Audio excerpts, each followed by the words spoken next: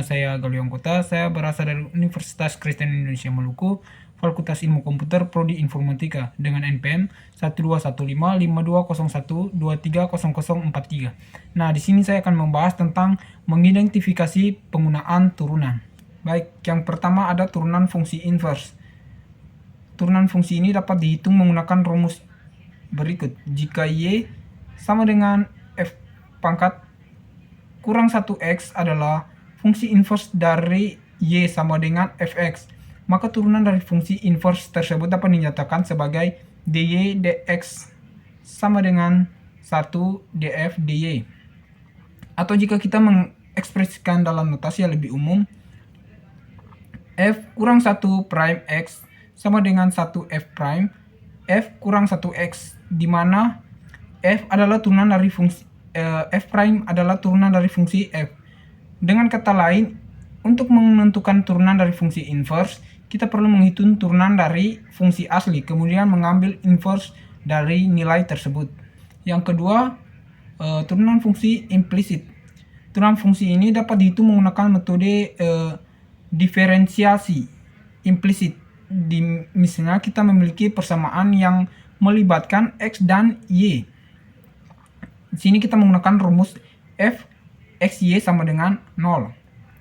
Kita dapat mendefinisikan ddx x2 tambah ddx 2 sama dengan ddx 1. Ini menghasilkan 2x tambah 2 ydx sama dengan 0. Kemudian kita isolasi faktorial dy dx sama dengan 2y dy dx sama dengan min 2x, sehingga dy dx sama dengan min xy. Ini adalah turunan dari y terhadap x untuk persamaan lingkaran x pangkat 2 tambah y pangkat 2 sama dengan 1. Lanjut, turunan tingkat tinggi adalah turunan yang diambil dari satu kali jika kita memiliki fungsi fx. Maka turunan pertama dari fungsi tersebut dinyatakan sebagai f prime x atau faktorial df dx. Turunan kedua dinyatakan sebagai f double prime atau faktorial d pangkat 2 f dx pangkat 2. Turunan ketiga sebagai f double prime x atau faktorial d pangkat 3 f dx pangkat 3, dan seterusnya. Secara umum turunan tingkat n dari fungsi fx dinyatakan sebagai fnx sama dengan dn fdxn. Turunan fungsi aljabar. Turunan ini dapat dihitung menggunakan aturan dasar diferensiasi.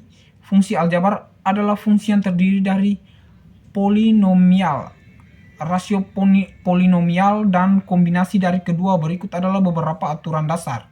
Yang pertama ada aturan pangkat. Jika fx sama dengan xn, maka turunan dari f adalah f prime x sama dengan nxn kurang 1. Yang kedua ada aturan jumlah. Jika fx sama dengan gx tambah hx, maka turunan dari fungsi f adalah f prime x sama dengan g prime x tambah h prime x.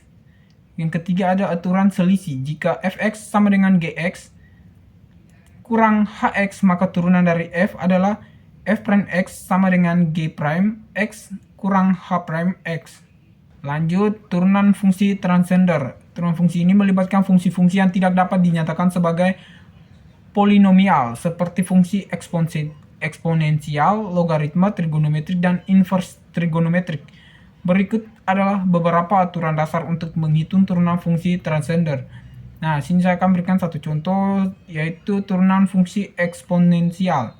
Jika fx sama dengan ax dengan a lebih dari 0, maka turunan dari f adalah f prime x sama dengan ax ln a. Jika fx sama dengan ax, maka f prime x sama dengan ax. Terakhir, turunan fungsi parameter.